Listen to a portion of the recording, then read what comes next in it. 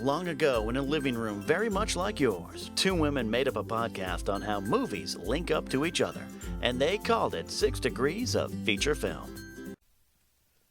Hello, everyone, and welcome to the 6 Degrees of Feature Film podcast. I am Brienne, also known as Miss Movies. And I'm Stacey Howard. And today, our feature film of the day is The Babadook. Babadook. Babadook.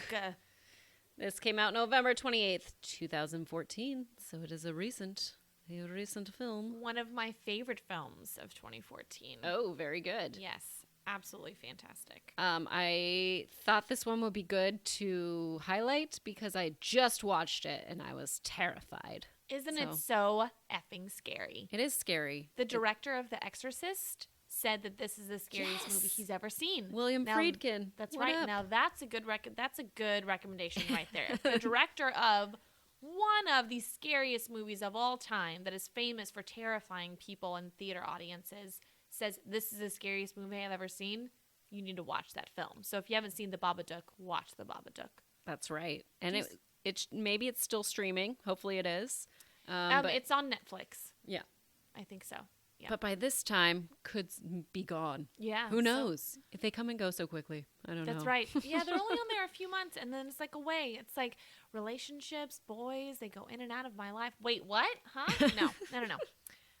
All right, so this is about a single mother plagued by the violent death of her husband, battles with her son's fear, a monster lurking in the house, but soon discovers a sinister presence all around her. Ooh, I just got chills. Starring Essie Davis as Amelia and Noah Wiseman as Samuel. I just put those two down because those are the main characters, the mother and the son. That was my only two that I put down too. There is one other guy, the guy that plays her kind of love interest. Or it's like a guy you can tell likes her. I think he works with her. He is an Australian actor. I'm so sorry I forgot his name, but he stars in the Snowtown Murders, another incredible Australian film you need to watch. That's on Netflix as well. So watch the Snowtown Murders, and he has a small part in this, which I just recognized him immediately. I was like, oh my God, it's the guy, but he doesn't really do anything. But he's obviously like a friend of the director, big Australian actor. So, they put him in the film, and he does fine as like the minor role. So did Jennifer Kent do that one as well, or no? I don't believe so. Okay. No. So she directed this. This is her first film. And she wrote this as well. Yes. This budget was $2 million, box office $6.7 million. So not too bad. Not bad. $4 million's pretty good. Yeah.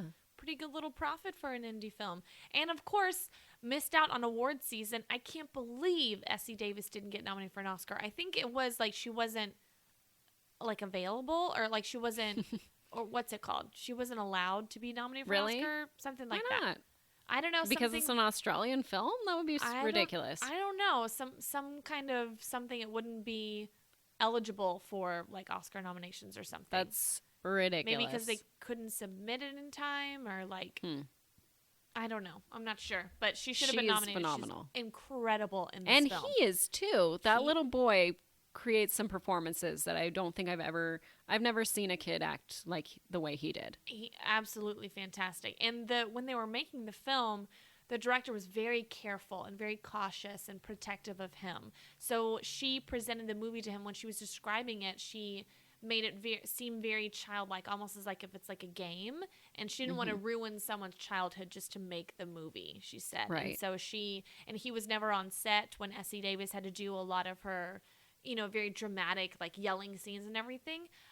So she didn't want that presented to this little boy. And so they just had an adult kind of stand by him and have him say the lines to the adult in like for the scenes when he had to have some dramatic thing happen with Essie Davis. So she was very protective of the little boy. He doesn't really realize that it's like a super scary, very, very terrifying film. Right. Mm-hmm. He probably hasn't seen it. I hope he hasn't seen it. I hope he had. No, don't show anybody under the age of like 14 this movie. The movie had a campaign where you could buy a copy of the Babadook pop-up book for $80. The first 2,000 copies are numbered and signed by the director, Jennifer Kent, and the book contains pop-up pictures as well as additional pages not seen in the movie. The campaign was only opened for a limited amount of time and is no longer available. That's pretty cool. So those are out there. I would not want that book, though. I'm sorry. I would not. No way. No thanks. What if one of your children found it and opened it and was man. like, Mommy, what's this? And then the Babadook comes to get you. Comes a knocking. Yeah. Oh, forget it. Forget it. No way. This was a movie that had a successful campaign on Kickstarter as well. It did. And Based it went about out to the art 30,000. department. And it what? It went to the art department. Mm-hmm. Sweet. So, and the movie looks beautiful. Everything. I mean, not to I don't want to spoil anything for the movie, just watch it, but the way that they create the tone, the atmosphere, and everything that happens with the Babadook is very, very well done. There's also a short film called Monster that Jennifer Kent calls Baby Babadook. So maybe I should check out what Monster is. That's from 2005. It was a movie she made, and then the success of that led to this feature film. So that was her first short film, and this is her first feature film. And herself and Essie Davis, I think, went to film school together or drama school together or something like that. So they've known each other for a long time, and they're friends, and they did a fantastic job working together in this incredible movie. I was so blown away by how well it's done, how scary, how terrifying, but how much I felt during the film. Because the film itself, I mean, you can interpret that it's an actual creature or a ghost. You can interpret that it's really dealing with grief. That's the film's main theme, is dealing with grief and loss and stress and how that affects you in your life. She's a single mother raising her son all by herself after having this terrible tragedy happen to her. So, you know, is it what exactly is happening? And I like that there are different themes to the film, and the Babadook represents a lot of things. That's what I thought watching it. I was like, this is a story of postpartum depression and dealing with grief of losing a loved one. And so the Babadook itself is, that manifestation. And the only way that we can overcome that is through, various forms, I guess. But by the end, we're going to discuss the end. So if you haven't seen it, maybe Spoiler alert. We talk about many spoilers on this show, so you should kind of be aware of that. Yeah. But at the end, you can't get rid of the Babadook is the whole point of it. You can't get rid of those feelings and that depression. You just have to cope with it, and that's why they're feeding it at the end. I represent that as maybe therapy is the feeding of the beast to keep it at bay, right? Or maybe it's depression drugs or something like that. Something is keeping that monster from presenting itself. Yeah, from taking over your life and destroying you. You deal with it on a daily basis, and you have to deal with it with family because are the people that love you in your life. So, the mom and the son eventually join forces, or, they become one unit again and are together and facing this monster. So, she could only defeat it. She couldn't defeat it by herself. She had to have her son with her and realize that they are, they're a family and that, they can be there for each other. She isn't alone. And just the choices that are made, both through script and through acting, when it's she's at her worst and her son isn't necessarily afraid of her, and he still gives her a hug and says, "Mommy, I love you," or, is giving her some encouraging words I still love you, or things like that. And that it blew me away just in terms of that's very not what I thought a kid would do. I would hide if I were a kid. I'd be like, what is going on? Mommy's gone crazy. I need to hide. But he comes into the scene with her, which again shows another side of this is a therapeutic, we're going through this together and we're going to get through this together. Exactly. The Babadook itself, the actual Babadook, was a little bit comical. It's kind of, because it's not we're so used to these like almost rotting corpses, you know, like The Ring, like, you know, blue monsters, like really weird. And this is like, you know, when you first see him in his entirety, or not really in his entirety, but it's like one of those old fashioned like freak show. Nosferatu with a top hat. Right. Exactly. It looks kind of weird and funny. And I think I almost wish it was a little bit more shadowy, just a shadow. scary looking when he's on the ceiling above her bed, that almost looked comical. But I was also scared and covering my eyes a little bit. So I don't know if I saw it. I saw this in theaters in a really, really creepy old theater. Like an old one from the 50s that's kind of run down, and it was the only one showing it near me. And I say near me, it was like 45 minutes away because it was, limited release. And I was terrified. And like, I very rarely cover my eyes. I was like, eyes over hands, hugging my knees. Like every inch of my body was like in tension because I was so freaked out by this film. But yeah, his actual looks were kind of comical. And my favorite scene is actually when she goes into the police station. And you can see the Babadook in the background at first if you look for him. But if you don't notice him, it just looks like a coat hanging on the wall. And you just see kind of the hands like this. And you don't notice. And once she notices, you're like, oh, shit. Oh my God. And you're like freaking out. So There's love that scene. And I love when she's looking out the window and she looks into her neighbor's house and he's there. And it's like, oh no. God. Oh, no. Whoa. Whoa, Babadook. Whoa. So freaky. I love those moments though, because you're like, and you're like, oh, come on. Now, when they first get the book, so the whole issue with the book, and I'm like, they put it on the shelf. I'm like, oh no, you got to burn that sucker down. No. And like, then she takes it to the trash, and I'm like, no, burn it now. Burn it. Have you never seen any movie ever where you're supposed to burn the pieces of something demonic or whatever? The Babadook, the actual word Babadook is an anagram for a bad book, which I kind of like. And I also like Jennifer Kent, who's gone on record and said, like, there will not be a sequel to this film. I own the rights. No sequels. I don't care how much I'm offered. It's not going to happen. So good for her. Good for her. I'm so excited to see what she does next. I want to see more of her mind and the way she interprets things and presents them.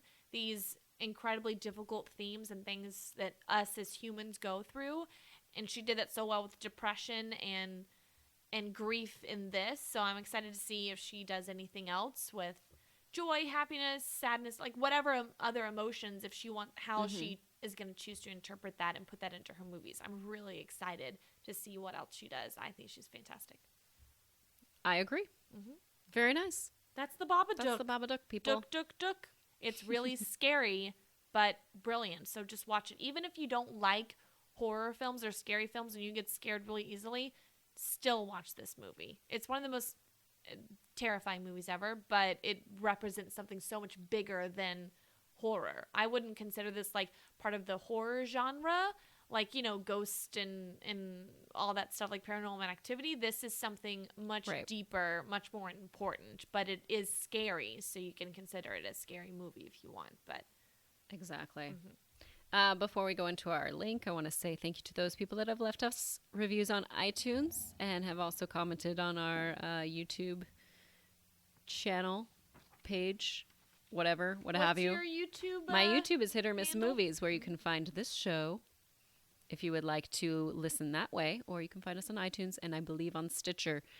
I think I'm doing Stitcher right. I think I just like upload it and then it goes. I don't know. I don't know. I don't do anything for the podcast. You know this. I show up and I make my yucks. Yeah, That's all I do. And I do Rocky impressions. Miss Movie does everything for this podcast. She organizes me, and I'll call her once a week and say, what are we doing? What are all the things that we've been texting about? Yep. And then we'll do it. So thank you. Thank for you. listening.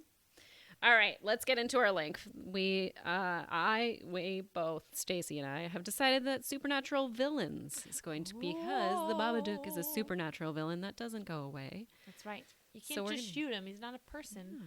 So we're going to get into that. And the first film that we're going to talk about is It Follows from March 27th, 2015, a recent film. Guys, this movie is so incredible. I cannot express how impressed I was with this film.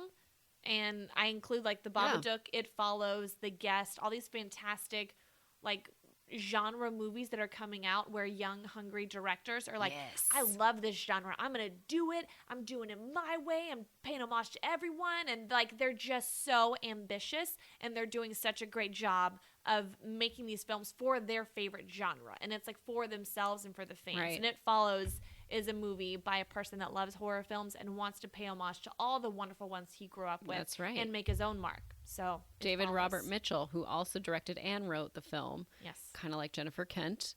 Young directors. Yes. This is about a young woman who's followed by an unknown supernatural force after getting involved in a sexual encounter. Starring, I would say her name is Micah Monroe, but I don't know if that's correct. I think it's Micah. Micah? Maybe. I don't know. And I just put Jake Weary as Hugh, also as Jeff. I just put those two down. There's so many characters in this film. Keir Gilchrist. I knew him from, it's kind of a funny story. Did you ever see that movie? I didn't. It's a little boy, or not little boy, he's like a teenager, very stressed in high school, calls a suicide hotline and is like, help me. He just got very overwhelmed. And so they put him in like a psych ward, like a mental institution. In there, it's Zach Galifianakis is in there, Emma Roberts as well. And he plays just like this young, very, a boy that doesn't understand that what he's going through is, not anything to be ashamed of. And so he's in that movie. And I was like, oh my God, it's a little boy from Kind of a Funny Story. That's so cute. So he's in this as well. He's great. Their budget was $2 million and the box office was $18.3 million. So not too shabby there as well. Now, because they were supposed to release it, do a limited release in theaters, like just a few theaters in like LA, New York, and then release it on VOD the same day. But after critics were just, absolutely drooling over this film, and it got such great word of mouth, they decided to nix the VOD, and they released it wide. So I think they released it in way more theaters, maybe like 200 or 300 more. And I saw it in an art house theater. Yeah. Because before they released it further. Right. And what got me interested is, I think it was just like a simple tweet from IMDb, like, check out this new trailer of It Follows. And I was like, that's kind of an interesting name of a film. Like, I'll check it out. And I'm not one to really seek out trailers, mainly because I would like to go into things without knowing really anything about the film. Maybe a simple synopsis, maybe not even that. Maybe just cast or maybe just name. And so I watched it and I was like, oh, I got to see this. I have to see this. This movie. There's something very Twin Peaks about this movie. Like when it first opens up, just the sound, the score that they used, I was like, wow, this is very much Twin Peaks and Michael Lynch. Or David Lynch. Who's Michael Lynch? Anyways. You were thinking like Halloween, Michael. There we go. Which this movie pays homage to a lot. And there's something that really, at the very end of the movie, this is what I really wanted to have happen. Like, I wanted, so at the end, and here we go, I'm going to the end, people. At the end, you see the two pretty main characters walking, and you know that it's going to be following them because you can't get rid of It Follows, just like you can't get rid of the Babadook. What I really wanted was like a car to pull up next to them, and it would be the car from Supernatural. Have you seen that show, Supernatural? No. Okay, so Jensen Ackles and I know of it though. Okay. It's on like its 13th season, right? And it's getting really good. It's still fantastic. I see things about it all the time. Jared Padalecki and Jensen Ackles. I really just wanted their car to pull up right next to them. Why would that happen? It would be like a crossover of It Follows and Supernatural. Are they like investigators or something? They get rid of supernatural things. Oh, okay. Like they will get rid of It Follow. They will get rid of it. Oh, okay. They will stop it. Okay. Because they have the power to get rid of supernatural things. Oh, that would have been interesting. Yes. Okay, and speaking of like you wouldn't have even had to see them, just their car. Just like just a little nod. It wouldn't have even had to necessarily be like if you were in the know of Supernatural, like you would have been like, "Oh yeah. Shit's going to go down." Oh like, goodness. That would be great. Happen. You would have been so happy. You would have been like, "Oh my god. Supernatural." That's so fun. Okay, and then speaking of like the lore of the atmosphere and like the world of this movie. So the time frame in which the movie is actually set is not clarified. Right. Because some of the technology doesn't exist and a lot of the stuff is very retro. And so this is kind of a nod to classic horror films. So some of the cars shown are from recent times, and then some are from like the 60s and 80s. They've got older television sets, but then one of her younger sister has that this compact. Compact that's like a seashell, but then she's reading it. It's like a Kindle. Like a Kindle. A Kindle like, compact. Kindle compact seashell Little Mermaid thing, which was very odd. Mm-hmm. And so you don't know like what time period they're in. They never really make any cultural references or talk about, movies, books, music, anything like that. So I like that it's set in this world where it feels like it could exist because it's not grounded in any one time period or place or thing.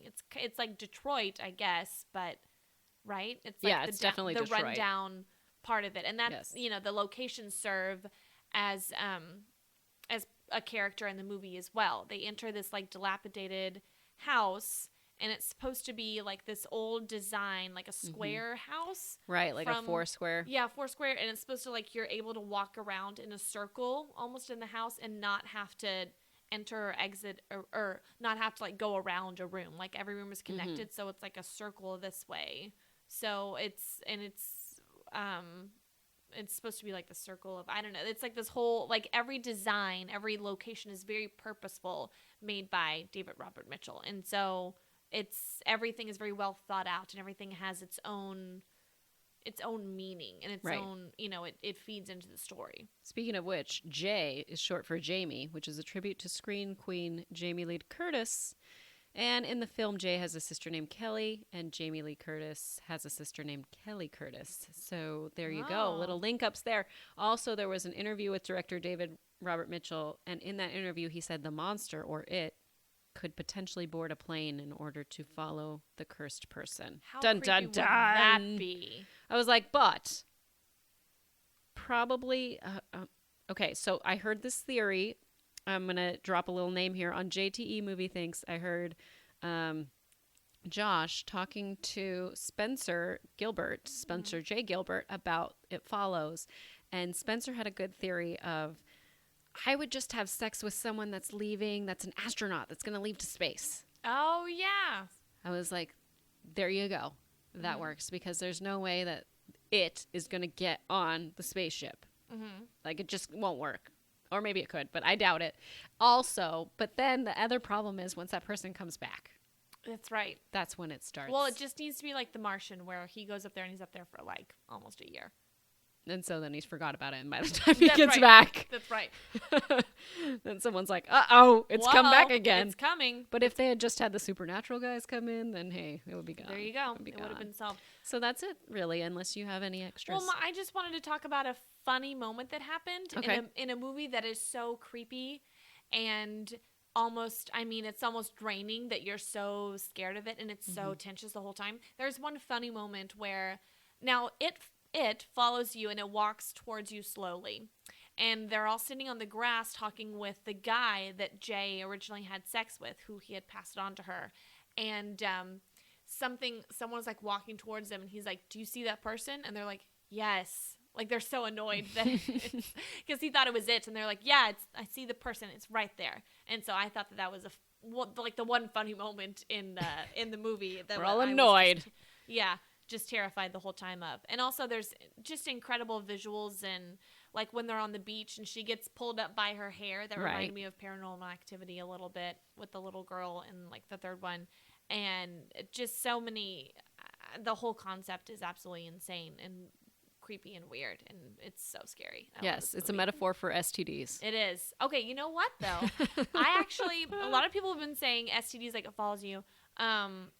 But my first reaction when I heard of the concept of the film was, I grew up in the South, a very conservative, very religious area, and our schools, sex ed education is just abstinence-only education. There's no, there's no information about anything. So whenever they talk about, no useful information, rather. So the only thing they can really talk about is how they always say, like, whenever you have sex with someone, that's like having sex with every partner they've ever had sex with. Sure. And, whoever you sleep with, you give a tiny piece of yourself away, and it follows you wherever you go. Like, whoever you sleep with, it always follows you. And so whenever I saw the title of this film, I was like, oh my God, sex ed, third grade, right here. Like, it really, really brought me back to that moment that ridiculous abstinence-only education that I experienced. That's unfortunate. So, yeah.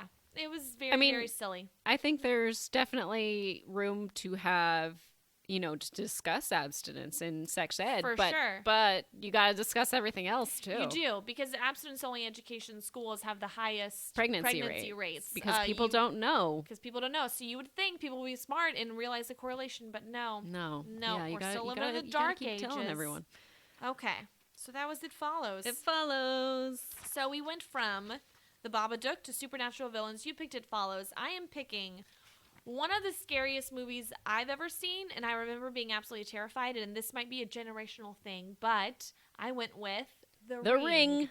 The Ring. So, The Ring came out in 2002. I was 12 years old. That's 12, 13. That's like the age where your parents first start letting you go to the movie theater by yourself. Sure, and this was PG-13. It was PG-13, right? And so insane, because it's so scary. It's so terrifying. And so, that was like the age where they would like drop you off with friends and they would come back and pick you up. So this is the first movie I ever saw in theaters without my parents with me. What a movie to pick. Because this film was so horrifying and so different from a lot of things that had come out that it has now been parodied. And, you've got like Scary Movie did a parody of it. Every like comedy film ever, or horror film ever, you always think of The Ring and like the blue girl just slowly walking. It's so ingrained in pop culture now. It became such a huge kind of like phenomenon. It made like 230 million worldwide, I think, in the USA and abroad. It starred Naomi Watts, Martin Henderson, Brian Cox, and Jane Alexander. And for those of you who have never seen it, here's the synopsis.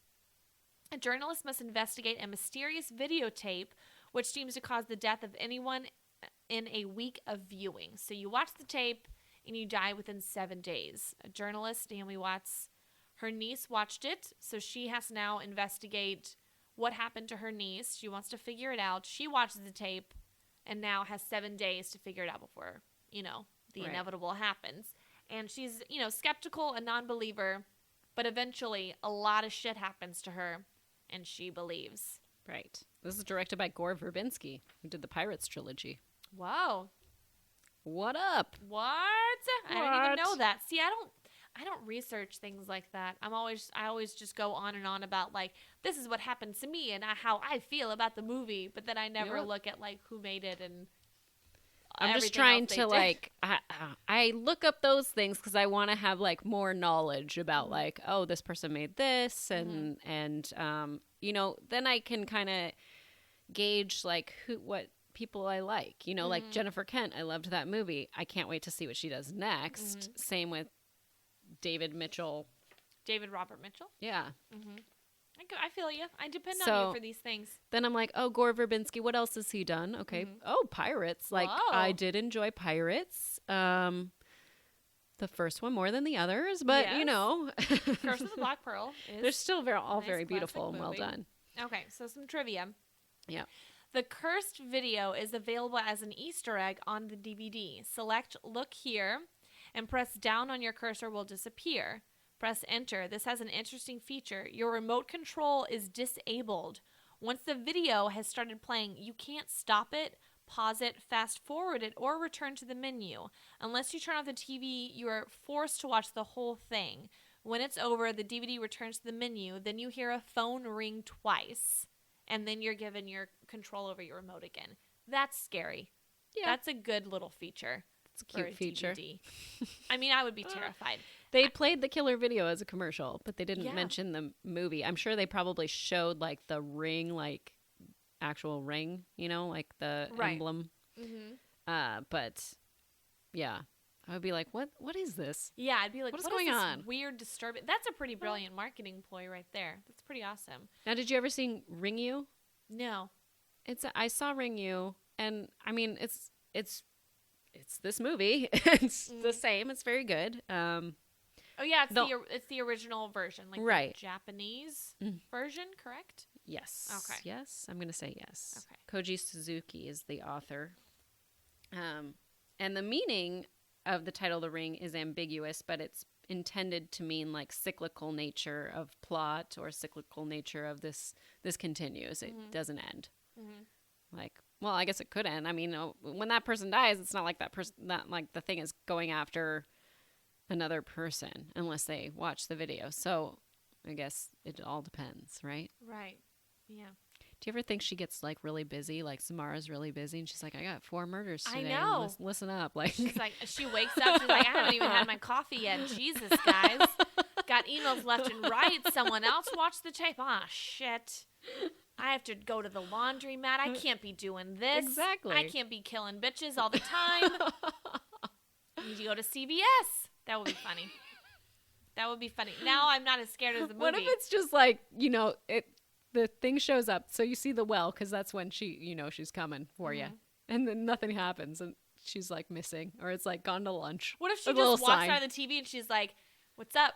What did I miss? I've been stuck in that well. Who's president now? A black man." I saw this thing on Bravo. It was like the 100 scariest moments or whatever, and one of them was from The Ring. You can still see snippets of this on YouTube, but one of the girls that was commentating on it and this was back in the day, like kind of early internet, and she said, she breaks the 3rd wall. And I wrote a letter to Bravo, an actual penned letter, and I said, I'm sorry, but like, I'm sorry, it's not okay. Like, she breaks the 4th wall, of which within the movie. So I'm just annoyed by that. Like, are you like the grammar police that tell people? I guess. Oh, well, gosh. that was the one thing that bugged me. I was like, other than that, like, I'm totally cool with people making mistakes all the time. But I was like, nope, no, not okay. Pause. Someone tell her. Wrong number. It would have been just easier nowadays. Tweet that girl. Hey, listen. Yeah, exactly. Listen, people 4th wall. People all the time. And then she's going to just like get all these. It's the 4th wall. Yeah. That's it. That's exactly what would have happened. And I know that she's not coming through my screen, but it's still technically the 4th wall because she's inside a television. That's right. Because she's like, and she looks at the camera. So there you go. On that's the embarrassing. First week of release in the U.S. and Canada, select cinemas put actual copies of the cursed tape on seats for unsuspecting viewers as freebies. I would freak the fuck out. I'd be like, nope, not gonna happen. Also, for the record, I just want to say I've only written 2 letters before. That one. We're back to this now? Yes, okay. because I need to let people know. What other I'm not a troll. Did you write? I wrote one to the Pac-10 when it was the Pac-10 because there was this game that was officiated so horrifically and took like 5 hours. Normally a game is like 4 hours, okay? But when your game is closing in on 5 hours, you're like, get this shit done. And it's all because of poor officiating. And I was like, this is a problem. This officiant should not be should not be working for this particular team anymore. And he wasn't. The rest of the season, that guy was not officiating a certain team. Okay. Because I had said, this sucks. And someone got back to me. Your letter. And someone got back to me and said, you're right. That was a terrible game. And that's all I know is that they were like, you are correct. That was a really bad game. And we're going to make sure that things like that don't happen again. That's all I know. Okay. There you go. There you go. You got shit done. Those are the 2 times I was ever been fired up about something. Fired up. Passionate. About The Ring and a 5-hour game. Bravo. Yep. Ring on Bravo. Okay. When filming the scene where Samara is walking toward the camera on the tape, the actress Divide Chase was actually walking backwards towards the well. So they filmed her walking backwards and then they like rewound it. So then she's walking forwards and like looks creepy as she's walking. So they did that as like a film camera trick. Movie magic. There you go. Nice. This film was one of the first truly, truly horrifying movies that I had seen where I watched it with my friends. We had a sleepover and then I sat up all night with like my sleeping bag zipped around me, and I was convinced that if I were to unzip my sleeping bag, Samara would be standing over me. Like I knew. I was like, she's out there. But if I'm in my sleeping bag, nothing's going to happen. She's at CVS trying to get her errands done. Got to pick up a flu shot, guys. Can't be killing bitches all the time. As of September 2010, this is the highest grossing horror remake of all time. So who knows if that's still true. I watched the second one. It wasn't as good. No, second one's not as good. Anyways. You know what, though? Because it's got, in the beginning, the opening scene has another 2 teenagers dying or whatever. Sure. But they're, like, doing the passing on the copy of the tape, which I still don't understand that. Actually, you have to, like, make a copy and show it to someone, so then you, like, pass it on. You can't just hand your copy to someone? No, because you watch the original tapes. You have to make a copy, and then you show the copy to someone. Why would you do that? I don't know. That's what, like, stupid. the second movie is about. Like, you have to, like, pass it on. It's like It Follows. Oh, you have to, like, pass on the demon or whatever. And the opening scene has the guy from all the made-for-TV Disney movies I love, like Luck of the Irish and Smart House. What's his butt? I don't know his name. I don't know. I forgot his name. But he's in the second movie, so watch the second movie for a little piece of him. Very good. Okay, so we started with the Babadook. And then we went to supernatural villains. Yes. I chose It Follows. Stacy chose The Ring. Off of It Follows, I'm going to go ahead and go with stalkers in movies. Okay. Movie stalkers. And my first film that I'm going to talk about is Fatal Attraction. Oh, my goodness. Which came out September 18th, 1987. So I'm assuming you've seen Fatal Attraction. It is I have. on Netflix. Is it? I didn't know that. At least it was when I watched it, so it could be gone by now, but who knows? Hop on over to Netflix like a little bunny and watch Netflix. A married man's one-night stand comes back to haunt him when that lover begins to stalk him and his family, starring Michael Douglas, Glenn Close, Ann Archer, and Ellen Hamilton Latson. Okay, let's just talk about this. Okay. This movie is like a lesson for... This is like every man's worst nightmare. It's a morality tale. It is a morality tale. If you fuck around, someone will come kill your bunny, almost stab your wife. What else does she do in this? She, like, tries to kill herself. She tries to kill him. She, like, kidnaps their daughter. Kidnaps a daughter. He has to shoot her. She's, like, drowned in the tub. Oh, he doesn't shoot her. Oh, wait, the wife shoots her. Yeah. That's right. Spoiler alert for Fatal Attraction. Whatever. We're spoiling everything. That's right. I almost forgot what happens. All I know is that she's in the tub, and you think she's dead, and then she's not.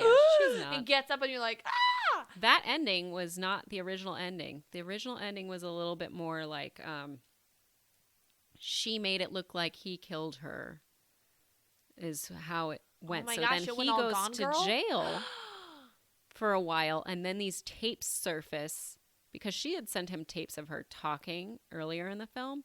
And so these tapes surface that are like, that basically prove her unstable and most likely going to be one to commit suicide.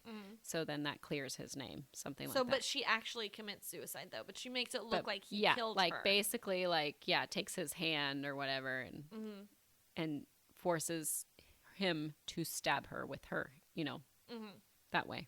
Something like that. It was supposed to be something similar to that. And then the test audience was like, no, this doesn't work for me. Yeah. So then they rewrote it this way, which is actually a really dramatic ending. It's like almost a slasher film. It is. Like the she ending is so itself. crazy. She's fucking bonkers. She is, wait for it, bananas. She's bananas. I don't even know. Okay, I know they did when they first heard like that Glenn Close was coming in to read for it, the person that was, casting was like, don't even bother. She's not right for this role, which is crazy because she's so perfect. This is like her most famous role. And she gets people that still come up to her and are like, you've saved my marriage. Thank you. I will never cheat. This was directed by Adrian Lin, who also did Unfaithful and Jacob's Ladder and Lolita. Written by James Dearden. The budget was $14 million and the box office was $320 million. And it was nominated for Best Picture, Best Actress in a Leading Role, Best Actress in a Supporting Role, Best Director, Best Screenplay Based on Another Medium, and Best Film Editing. So, holy moly. So Ann Archer is beautiful. I'm like, why would you cheat on Ann Archer? She is hot. When she's doing the lotion, like she's getting ready, she's in her vanity mirror and she's in her underwear. I'm like, dang, okay. I'm like, she's almost, I think, 70 now. We should see her in more stuff. We I feel should. like What's she she should up be to? back. I don't know. What's she bobbing around doing? Who knows? I think she does have some like voiceover thing coming up. Cool. I don't remember when I first saw this. But yeah, I just recently rewatched it just because I was like, stalkers. Oh, I think I just saw it like up on Netflix, like recommendations for you. And I was like, oh yeah, I've seen that. Oh, yeah. She's crazy. She still has the knife that she used in the end scenes in her kitchen. She uses it to hang towels. Oh my gosh, no way. That's so funny. And this performance is number 7 on AFI's 100 Years, 100 Heroes and Villains list. Nice. She is a great villain. She is. Highest grossing film of 1987. Oh. So it was super big, hugely successful. Everyone saw it, and everyone was scared shitless by Glenn Close. I know. Oh, man. And also, the other thing is, like, when she first got the role, she decided to take the script to 2 different psychiatrists to see, like, could this happen? Could this person actually do this? Is there a person that, is this? And they both came back to her and said, yeah, if this person had been maybe molested as a child, they would definitely be could be this kind of crazy. Oh my gosh. And I'm like, oh man. I just couldn't get over the bunny scene. It killed me. It is sad. Killed me. It is sad, and the way that they cut that is so dramatic as well, because like you see, Anne Archer walks into the house and she notices something's on the stove and it's boiling, and then you see the little girl starting to run to the bunny hutch. And it just keeps cutting back and forth to one person and the other. And as soon as the little girl gets to the bunny hutch, that's when like she opens up and sees that it's the bunny and screams. It's brilliant. Brilliant filmmaking. The one thing that I question is the part where she like kind of kidnaps the girl for the day to go to a theme park. I want to know, how did the girl actually go with her, for a few reasons, because, when you are a teacher, everyone knows who picks up the kids. If there is someone that does not match your child, like that you've seen before, they automatically will not release that child to someone they've never seen. They take them to the office and they check to make sure that that person is cleared. That's how it is now. So no one knew like who took her after school, and it's like, hold on, someone would see someone, first of all. And why would she go with her?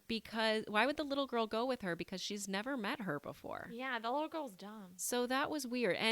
But at the same time, that little girl's very smart, like as you see in the movie, like through her character development. She's pretty smart. I don't think she would actually go with someone that she didn't know. So that's the only thing that makes me go like, what? I need to write a letter. Also, I mean, how did Michael Douglas's character not recognize her brand of crazy? It's because she's a real, very beautiful, charming, smart, vivacious woman who's also insane. So she can charm pretty much anybody. So she charmed that little girl.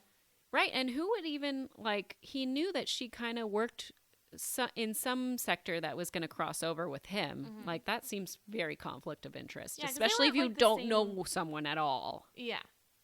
They were at like the same party, right? Was it like they a house were, party? But it was like a friends in common, a business party. So there was some business crossover. Anyways. And then she sees him later at another business meeting. That's right. She's insane. She's stalking and insane. I like it. She's that kind of woman. I think it's after that business meeting that the affair starts. That's right. And they have sex in the elevator. Yes. And then they have sex in the kitchen in the dirty sink. Remember that? Yes. Oh, that was hot. I remember being like, whoa, this is steamy. That was like very risque thing. That was very 9.5 weeks of them. There was like dirty dishes and the water, and she's like holding the knife a little bit. I think you could tell there was a little knife, maybe a little hint, foreshadowing, a hint there. To crazy. But yeah, they were like, yeah, let's just do it in the sink. It's gross, but naughty and hot. I'm into it. All right. Okay. On to yours. On to mine. So, from supernatural villains, I did The Ring. After this, I'm going to do movies about a character who is in isolation. Okay. Because in the ring, Samara, the little girl, is stuck in a well for 7 days and is very isolated and lonely, and her evil and everything grows from that. She was evil before, but, she was like an isolated person.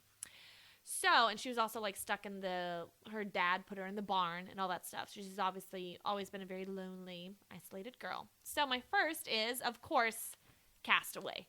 You cannot talk about people in isolation without talking about one of the best films of a man stuck on an island, Castaway. So, a FedEx executive must transform himself physically and emotionally to survive a crash landing on a desert island. Stars America's dad, Tom Hanks. Yes. Helen Huntress. Yes, Huntress that nice. she is, Helen Hunt. And Wilson! Volleyball. Wilson, I'm sorry, Wilson. The volleyball heard round the world. Came out in 2000, made $230 million in the U.S. box office. I'm not sure about worldwide. Wow. I saw my first viewing was with my family in theaters. We all saw it together. It's a great one. You know, when those big dramatic movies come out that are like a sweeping, inspiring story, and like whole families go to see them. It's not like an action was this film. Around Christmas? Yeah, I think so. So it was like the whole family went to go see it. It's one of those ones where like everyone goes and you like have your own reactions to the film. I was crying. You know, my brother was like working through how would he do the island and all this stuff, and like working through the mathematics and engineering and everything. My favorite scene is, of course, when he loses Wilson. That is sad. It's so sad. It's his isolation and loneliness. I mean, he just needed that little volleyball. It's all he had. It's all he had, Brienne. It is. And he aside had to from let that him go. box. And he let him go. Okay, so some trivia. To make himself look like an average, out-of-shape, middle-aged man, Tom Hanks didn't exercise and allowed himself to grow pudgy. So then production was halted for a year so that he could lose those 50 pounds and grow his hair out for the time spent on the desert island. During this hiatus, Robert Zemeckis used the same crew to film What Lies Beneath, another movie we have covered for 6 Degrees of Feature Film. Throwbacks to other episodes. Actual lines of dialogue were written for Wilson, the volleyball, to help Tom Hanks have a more natural interaction with an inanimate object. So it's not just, acting and pretending lines. Like, they actually gave Wilson a character and told Tom Hanks what he would have been saying and what the dialogue would have been. I don't know if someone was there, like, saying it, but he knew, like, what their relationship would have been and what would have been said by his friend Wilson. So I thought that was pretty cute. The part that makes me cringe is when he has to get his tooth out. And I'm like, no! With this ice skate. Oh, gosh. So scary. It's terrible. Awful. Ugh, ugh. In the film, Chuck draws a picture of Kelly, Helen Hunt, on the wall of the cave. In the movie As Good as It Gets, Simon Bishop tells Carol Conley, also played by Helen Hunt, "You're the reason cavemen chiseled on walls." Aww. Isn't that funny? I like the connection. Yes, there we go. Nice little link there. We do like to link movies. We like to link each other. We do, linking them up. Another little trivia, as Chuck attempts to paddle off the island the first time, he is wearing his underwear on his head.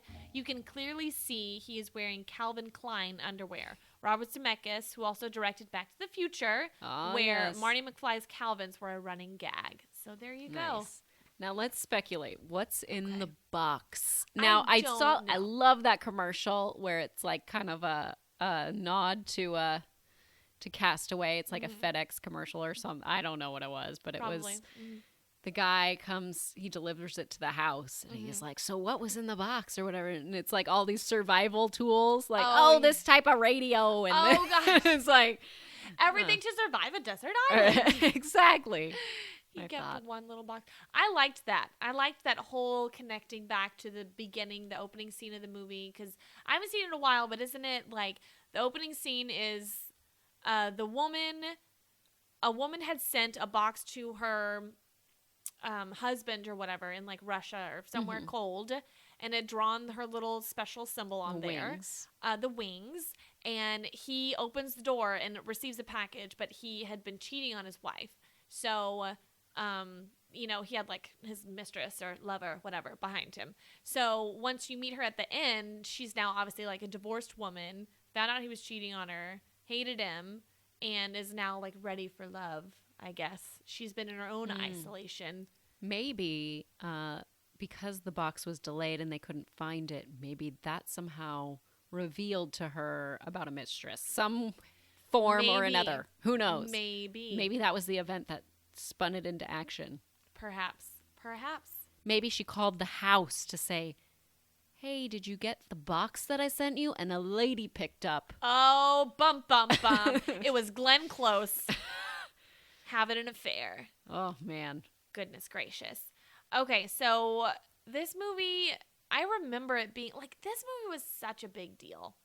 Like, it wasn't like a huge, superhero movie, but I remember there were so many little, like, parodies of it or jokes about Wilson the volleyball and all this stuff. Like, I remember it being like a huge movie, even though it's just like a simple drama. Like, it's a one man on an island. It's Tom Hanks by himself on an island. That sounds like it could be boring, but it's so fascinating. And there's so many funny, heartfelt, tragic moments where he's like talking about how he tried to kill himself and everything, like, and like he's having those conversations that could have been so difficult to.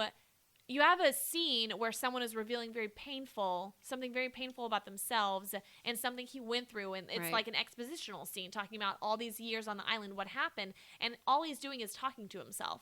That's it. You don't have anything to bounce off of. I know he has his little volleyball there, but the volleyball's not saying anything. So that takes a really talented actor to do that. One thing about this movie that kind of frustrated me was the trailer, because it does give away the ending. Yeah. And while you could speculate, well, maybe that's a dream sequence, which it could be, still, I feel like even if it's a dream sequence, it's not necessary. Like, it wasn't necessary to show us that at all. Because then we go in, like, there's no tension or anything in those desert island scenes, for the first majority of the movie, because he's going to get out of it. So it's like, why should I even care what happens to him? I know he's going to be fine. Like, you're not going to feel any fear for him or anything like that, because you're like, no, he'll be okay. He gets out of it.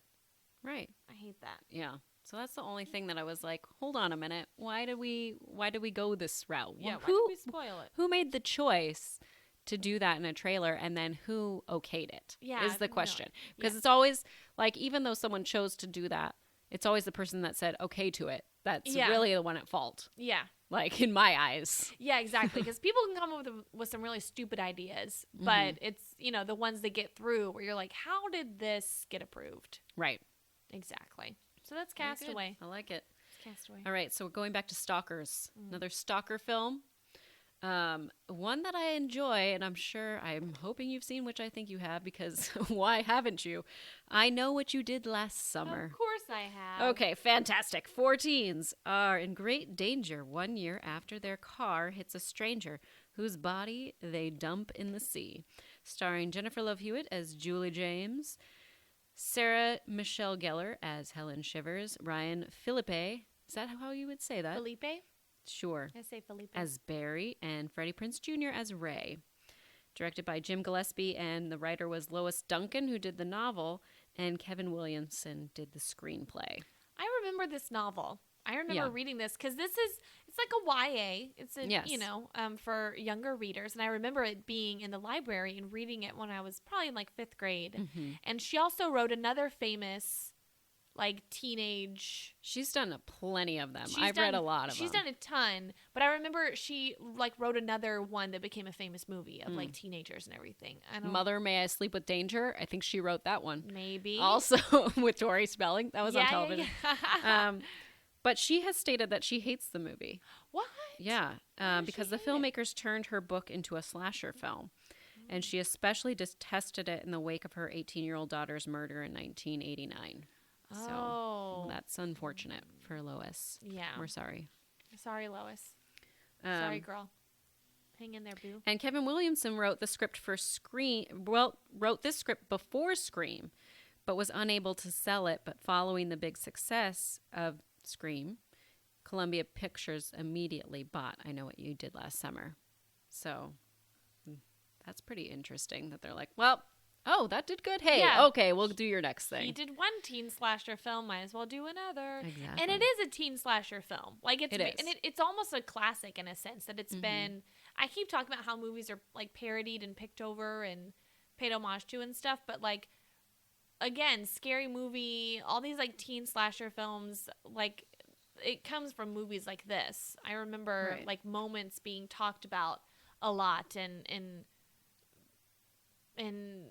just like their like dialogue and all these like ridiculous teenage moments that they're stupid, they're idiots. They should have just called the police. But it has to be a slasher film, so you gotta like have where she's at the pageant and like can see the guy with the knife above the thing. Nope. It's very very with the hook. That's right. Oh, did I say knife? I meant hook. It's like the fisher's hook thing. Yes. Where it's like the handle and you hold it and then it like goes around.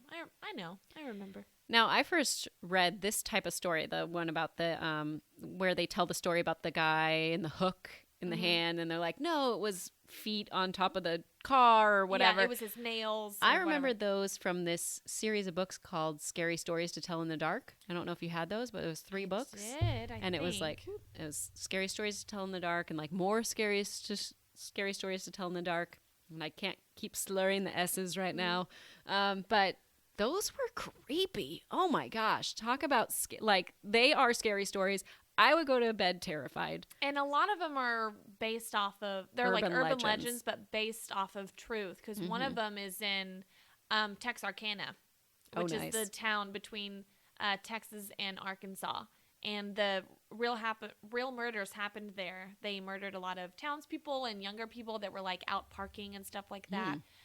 It was like a Zodiac killer. It was like a Zodiac killer, yeah. But it was so that the legend of like, the guy who, it's basically like a, morality lesson about like, don't go sleeping with people, don't go parking because someone will kill you. That's like a real thing that happened. Was he targeted like teenagers that were like getting it on in the woods on the Lover's Lane. So it's real, people. It's real, and you have absolutely every right to be terrified. This made $17 million, or the budget was $17 million, but it made $125 million. That's so not too good. shabby. My favorite scene is when she's like, when they're all arguing or whatever, and she's like, "What are you waiting for, huh? What are you waiting for?" And she like spins around in the street. Why is she spinning? And her necklace is like in her breasts. Oh like, yeah. Wait, what's going on there? Jennifer Love, huge tits. Yep. No, just kidding. No, they call her that in something though. They like, do. Some movie they call her that. Scary movie. Do. I don't know. Maybe so. They do. No, because then it's what's her butts says like, oh, I'd probably be played by someone like Jennifer Love, huge tits, and meanwhile she has like her own like fake boobs. Right, of course. Shannon, whatever. I forgot her name. Who's in Scary Movie? She plays. I know who you're talking. Shannon Elizabeth. Is that what her name is? She was also on Dancing with the Stars. That's right. Derek. And then she dated Derek, remember? Yeah. Right. I think it's Shannon Elizabeth. Maybe so. So the group in the movie goes to Dawson's Beach, which is a reference to Dawson's Creek. Also written by Kevin Williamson. Wow, Dawson's Creek. okay. But I don't know what else to talk about this. This movie is just... It's so stupid when you look at it. You're like, this is dumb. Those teenagers are dumb. Yeah, but just call the cops. It was, call the cops. And I love how they can like be like, he's dead. I'm like, really? Like, you're a doctor? You can determine that? Yeah. Obviously, he wasn't dead. Yeah. Otherwise, we wouldn't have this problem. Let's spoil the ending. I forgot what happens. I haven't seen it in so many years. So he didn't die, and it's actually him doing the killing, or is it Anna Heche, the creepy sister? So the guy they hit with the car is the one that is after them. But he actually had murdered someone right before he got hit by the car. Oh.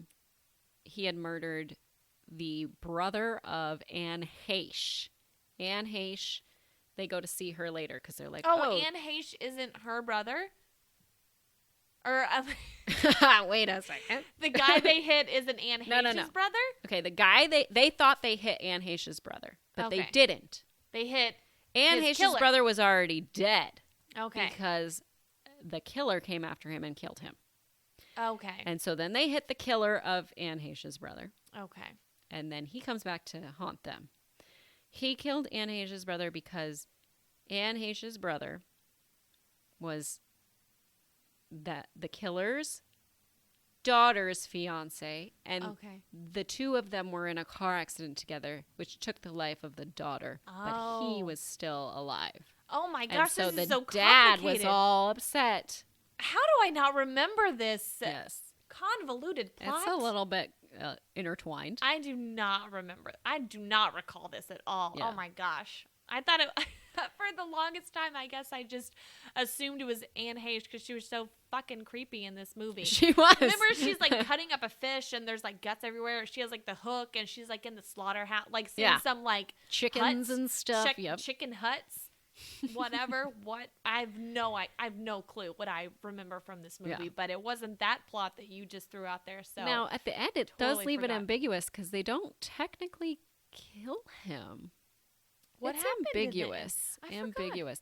They find like his hand and the hook attached to it, which is the most ridiculous thing ever. Because like if you were to cut that off, it would just immediately like let go of the hook. Yeah, the muscles would, But I don't think he could be dead. They don't find him in the water, but I don't think he actually is. Because, I mean, the second film gets into... Anyways, the second film is when he could be back. Is everyone... Did they all come back for the second film? I Still Know What You Did Last Summer? I know Freddie Prinze Jr. did, and I know that Jennifer Love Hewitt did. I don't know if there were cameos by the other... Oh, wait, no. There can't be cameos by them. Never mind. Oh, yes, Sarah Michelle Gellar. There we go. She croaked. That's right.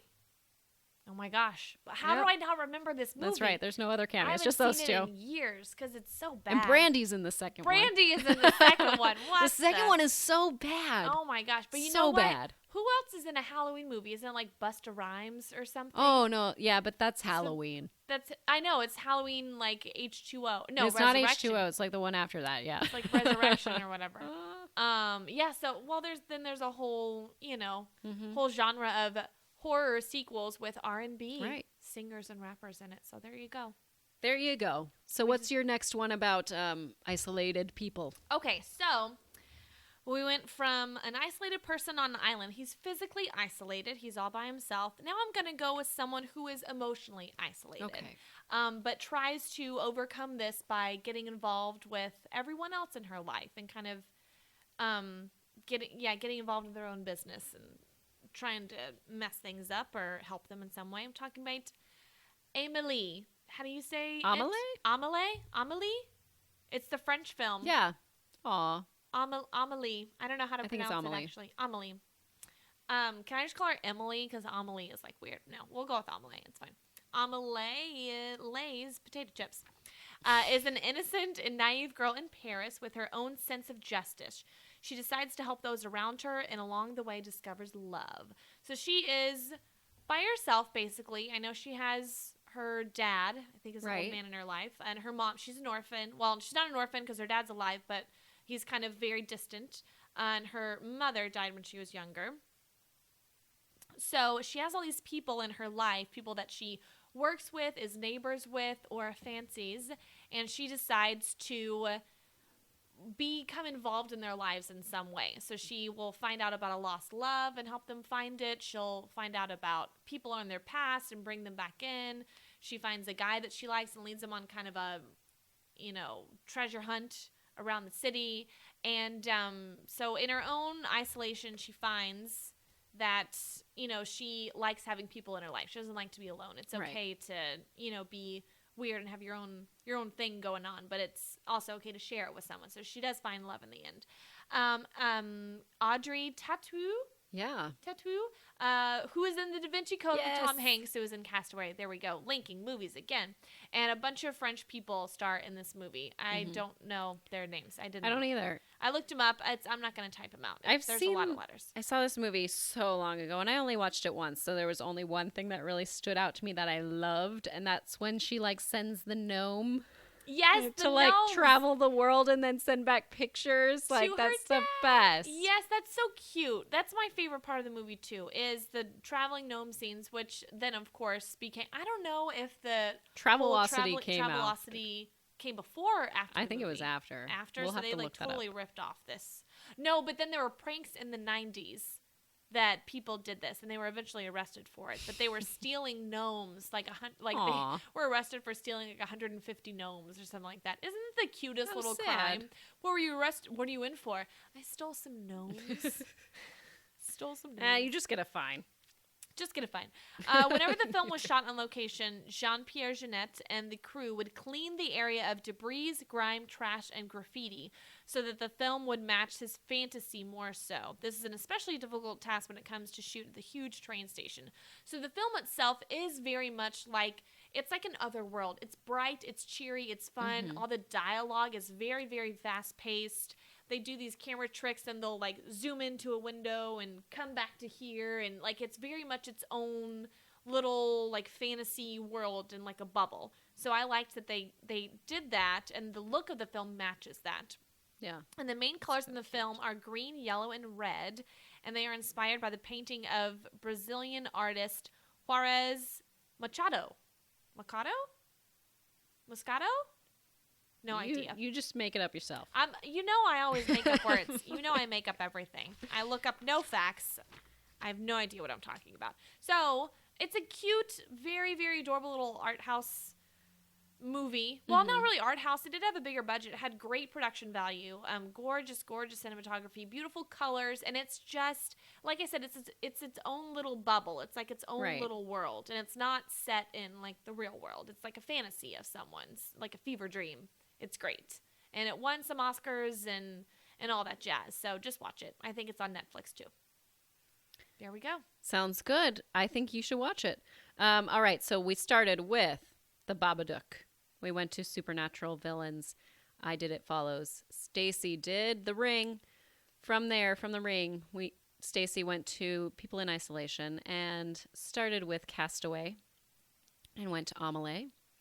And I did Stalkers off of It Follows and did Fatal Attraction, as well as I Know What You Did Last Summer.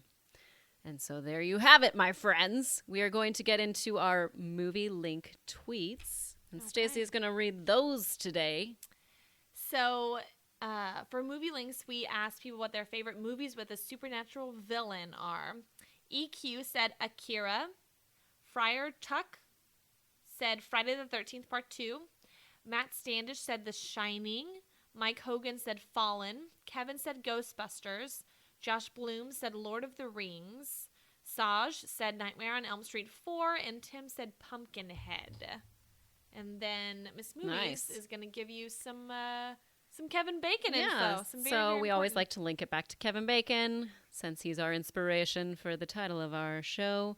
Kevin Bacon was in Quicksilver with Lawrence Fishburne, who was in The Matrix Reloaded with Essie Davis, who was in The Babadook. Whoa. Hey, my kids have been watching Pee-wee's Playhouse, and Lawrence Fishburne is Cowboy Curtis. No, what? I missed that. Missed that. Oh, my God. Okay. Whoa. Here we are at our at the end of our show. At our favorite bit. Where we have to decide, would Rocky be better? Now, today we chose The Ring. We did, because there's some good dialogue in The Ring amongst teenagers. Yes, because the Babadook would have been a little too intense for Rocky. Yeah. Maybe he could have been the actual Babadook. But there would be no lines for him except for that. There would be no lines except for that. That's it. That's the only line. So we decided to go with The Ring because there's a little bit more. We decided a scene with two teenagers. That's right. Okay, so you will be playing Katie. Now, do you have it up there? I have it up on my phone. Okay. So you're Katie. I'm Becca. And where are we starting? We are starting at the top where it says, do you have any idea how many Electras are? Okay. You're Becca. I'm Becca. How about we start with your line? Okay. No. You say Katie. Okay, fine. Because you got to do the Electro rays. All right. Okay. Okay. Do you have any idea how many Electro rays are traveling through our head every minute? I got a better one. Have you heard about this videotape that kills you when you watch it? What kind of tape? A tape. It's a regular tape. People rent it. I don't know. You start to play it, and it's like somebody's nightmare. And then suddenly this woman comes on, like smiling at you, right? Seeing you through the screen. As soon as it's over, your phone rings. Someone knows you've watched. They know you've watched it. And what they say is, you will die in 7 days. And exactly 7 days later... Who told you that? Somebody from Revere, I don't know. Who told you? What's your problem? I've watched it. It's a story, Katie. No, me and Josh, we saw it last weekend. I thought you were with your parents. I wanted to tell you. You were with Josh all weekend? And see. So I do a truly atrocious interpretation. No, it's a fantastic interpretation. It's so bad. I do such a bad impression of Rocky. Maybe one day I'll do it, but I have a problem with trying to do impressions. Sometimes. Clearly I do too, because it doesn't work out. Sometimes I'm okay with it. Other times I just am like, nope, not going to do it today. Not today. Not today. But retards love the zoo. All right. And on that, thank you all for listening. We will see you next time. And Happy New Year. Happy New Year. Where can I find you on Twitter? Oh, yeah. You can find me at Miss Movies on Twitter. And if you want to see my Instagram, it's Miss_movies. You can find me on Twitter at SOHoward2012. Tweet me how good my Rocky impression was. It's great. I'm enjoying our new scenes. Maybe people can send us scenes that they want us to do. Oh my gosh, yes. Send me a scene you want me to do as Rocky, and I will do the shit out of that. I'll act the shit out of that. There we go. And then you can choose an impression for me to do, and I'll give it a try. How about that? There we go. Sounds good. Sounds really all right. Good. Okay. Happy New Year, everyone. Happy New Year. Bye. Bye. Bye. 6 Degrees of Feature Film is produced by Stacey Howard and me. Special thank you to Ken Knapsack for our intro and Matt Brown for our artwork.